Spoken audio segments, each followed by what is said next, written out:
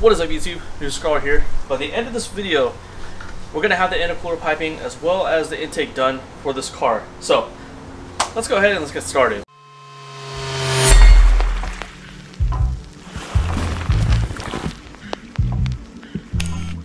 Now, as you can tell, I already got a couple things done already. The front end is pretty much bolted up and the intercooler is mounted. So, we're going to go back into the past and we're going to go through all that until we get to this point right now.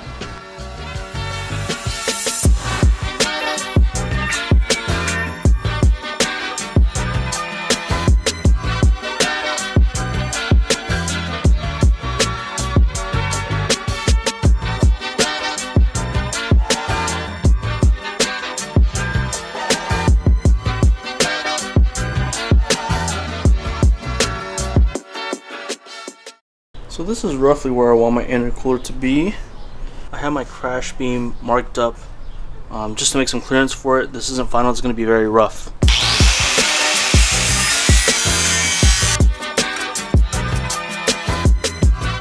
Oh, that's not good. She broke on me.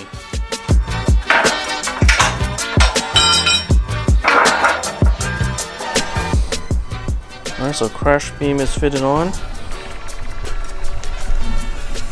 As you can see, I have it cut out on the bottom for the intercooler, but I didn't need to cut it out on the top. Now I just got to figure out how I'm going to mount it. I had a couple ideas, possibly going to the crash beam or going to that stud to here, but I don't know. I'm going to do some messing around, figure out how I'm going to do this.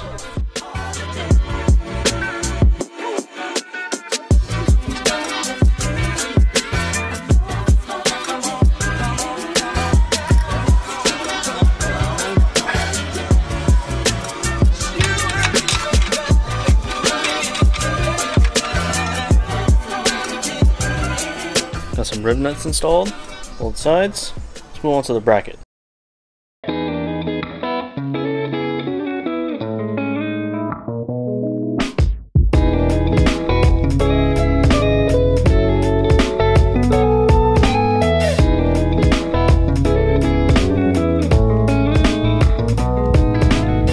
Alright, so I got some brackets made.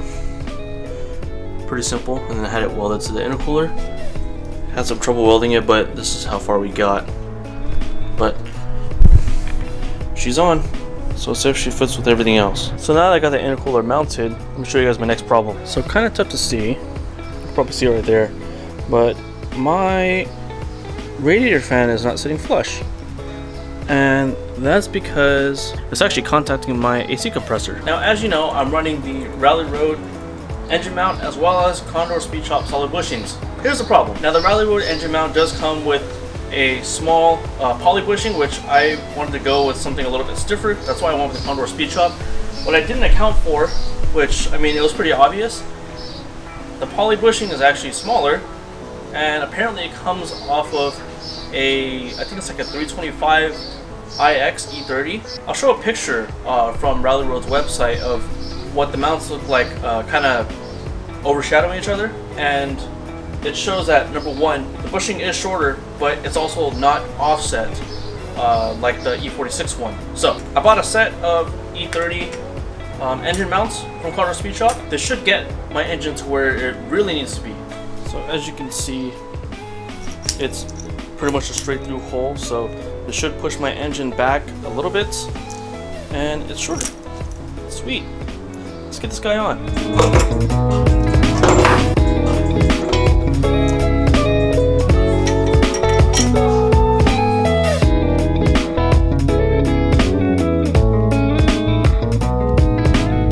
The motor mount is in. I had to lower the motor quite a bit. I was able to get the radiator fan to fit now, so we're good on all that.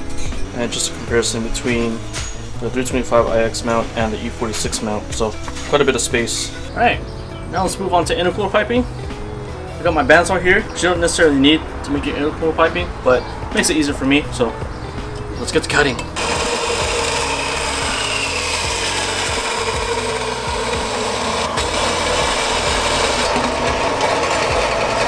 So after lots of cutting, pie cuts, mocking up, changing it, all this stuff, I finally got something that I can probably work with. So I got a couple pie cuts here, and it's gonna shoot up right there. So it shoots straight up right through that hole right there, curve, and into that boot. Now when I weld this is probably gonna change, but I'm gonna pray for the best and hope that I have enough play in my couplers. That way I can kind of get this thing to fit. My backup plan is, if this does not work, I'm just gonna cut it right there in the middle and put a coupler. That way I have some flexibility. But I want to try to get it as one piece for now. But it looks like this side is mocked up, and I just got to get it ready to get welded.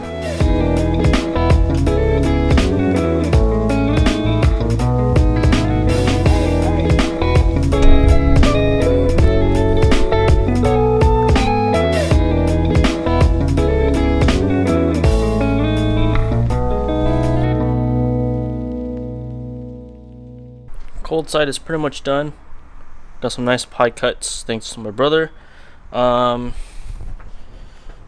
guess I'm not done. I have to weld the MAV sensor on the bottom, but that's not a big deal. Most of the hard work is done. The only thing left really is you can kind of see right there, it's not connected, and that's because I decided to do a 2-piece cold side instead of a 1-piece, just so I can have some leeway. Surprisingly, it actually came out a little bit tighter than I really expected. So I just need to finish that up with a bead roll on the end that I'm going to weld on. I don't have a bead roller, I'm just going to weld on the existing one that I have. Getting that much closer to having this thing done, because this is taking way too long. I also have the AC lines all bolted in, because I know that I'm going to have some clearance issues between this line and the manifold, so I wanted to make sure I have this in before I do the intake. I still got the entire hot side to do, so let's get to work. This video has taken long enough to make.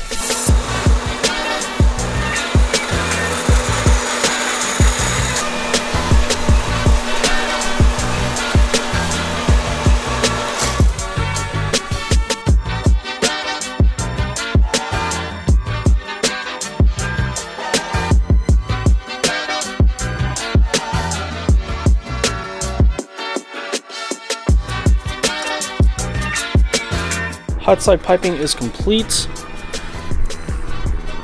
Just so you guys know how it looks like, because there's not that many people that document how they do their hot side piping. So I have a straight that comes off of the 90-degree elbow on the turbo side. This is 2.5-inch piping. Goes to 290 degrees. There's a little bit of a straight between the 90, and I also have a pie cut over here just because it, for some reason, the alignment didn't come out how I wanted to, so it's actually making it come out straight. If this piece was straight to begin with, I probably wouldn't have needed that pie cut. I just needed it for alignment purposes. 245s, a coupler in between the two. Originally this was going to be one piece, but I decided to leave it as 2 pieces, just so I can slide it this way for clearance, but I also have some adjustability here. As you can see, there's already quite a bit of scratches on this side of the intercooler piping on the 90-degree bend. That's because I have this end tucked up right behind the AC compressor. That way I have room for the intake that's going to come off of this side. So that's banged up from installation. Also, pro tip to help with installation, I did remove the sway bar from the body so that I have some room to swing the intercooler piping in.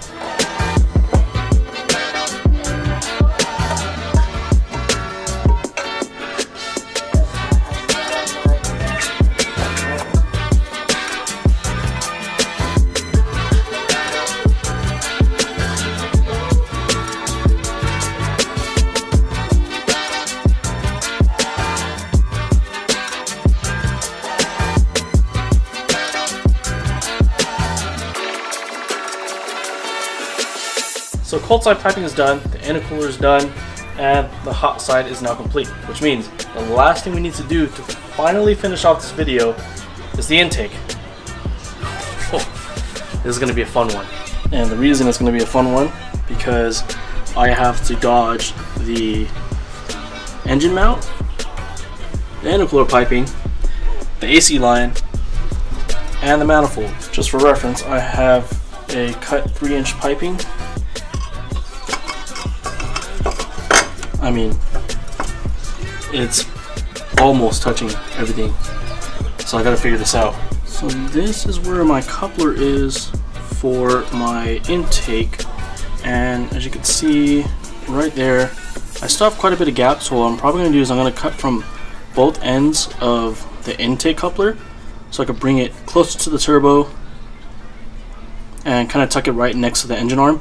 I need to cut this end because I want to get my piping curving right off the coupler, and in this current position it still hits the frame rail, so I got to trim that a little bit and modify it so I could somehow squeeze the intake between my AC line and the manifold.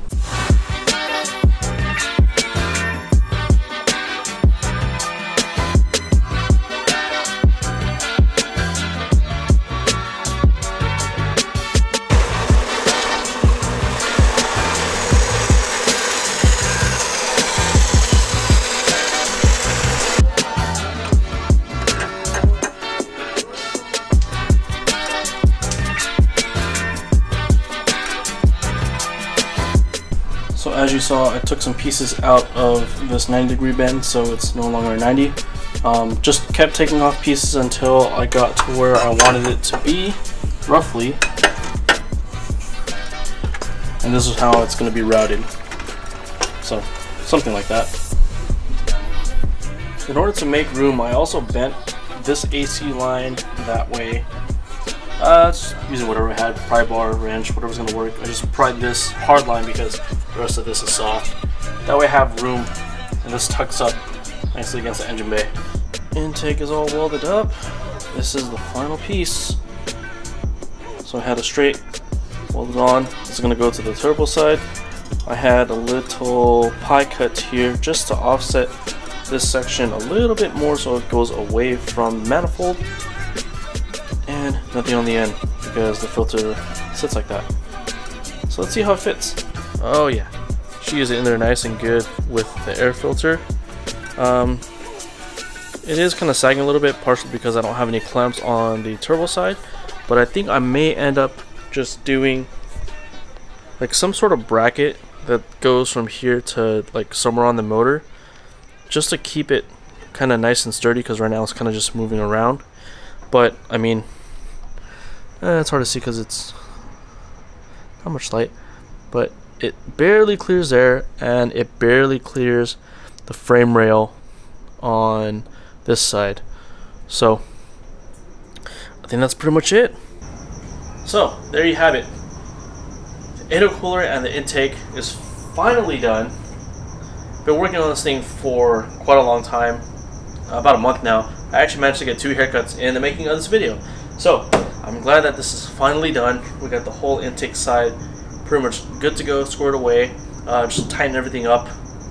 Stuff that you guys don't need to really see on camera. So next we're going to be moving on into the exhaust. We're getting close, guys. So thank you so much for watching, and I look forward to seeing you guys in the next video. Thank you for sticking around, and until next time, see you guys then.